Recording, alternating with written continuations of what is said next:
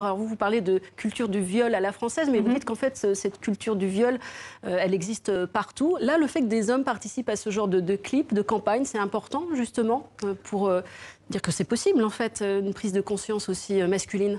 Oui, absolument, mais de toute façon... Pour contrer cette culture du viol. Absolument. Le principal, en fait, c'est de toujours se rappeler que les principaux agresseurs sexuels sont des hommes. 98% dans les statistiques françaises, on constate que les violeurs sont bien des hommes. Donc il est capital que ce soit des hommes qui interviennent et qu'il explique que non, il n'est pas normal de violer et qu'il se désolidarise de toutes les personnes du cinéma français qui ont commis ce genre d'acte, absolument. Rokhaya, cette culture du viol dont fait état Valérie, c'est aussi, on essaie de déresponsabiliser les violeurs et on culpabilise la victime. Hein. C'est toujours, mais comment tu étais habillée? Il y avait d'ailleurs une exposition qui est partie des États-Unis, qui a fait un petit peu la tournée à travers l'Europe.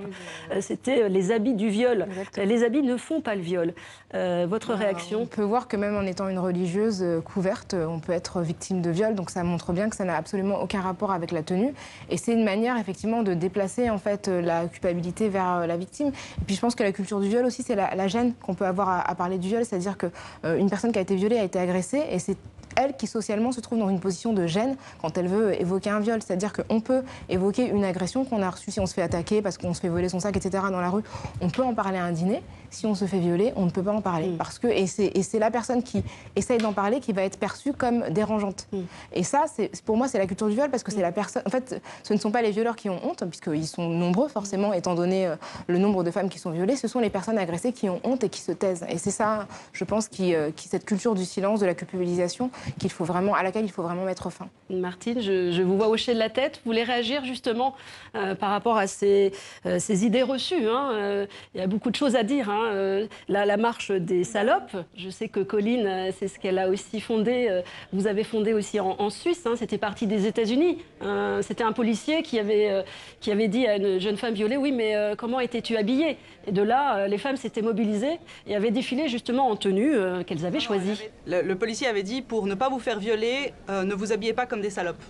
Donc c'était spécifiquement, le mot salope a été utilisé, donc le comportement des femmes de manière générale, parce que le concept de salope c'est un concept qui dépasse largement la façon dont on s'habille, le concept de salope général justifiait un viol. Et donc c'est un terme à réfléchir et avec tout un système de stigmatisation qui est à réfléchir. Martine, vous vouliez réagir? Mon Dieu, écoutez, la question de la culture du viol, elle est sur toutes les lèvres depuis plusieurs années. Moi, je suis intervenue là-dessus dans les collèges, dans les universités, on en parle. Mais peut-être un des lieux justement où ça se passe, c'est dans les institutions d'enseignement.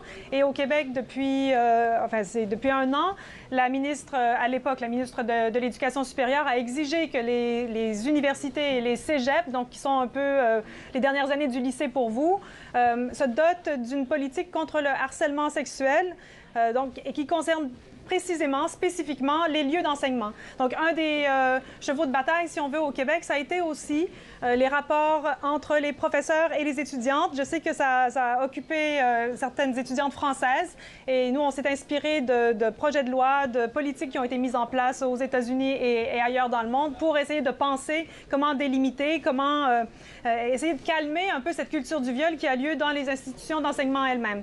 Donc, cette banalisation, ce désir de jeter dans l'obscurité le lien entre le sexisme, la misogynie, les violences sexuelles, le harcèlement sexuel du plus banal au plus extraordinairement violent, tout ça, on est en train de le déplier, si on veut, publiquement.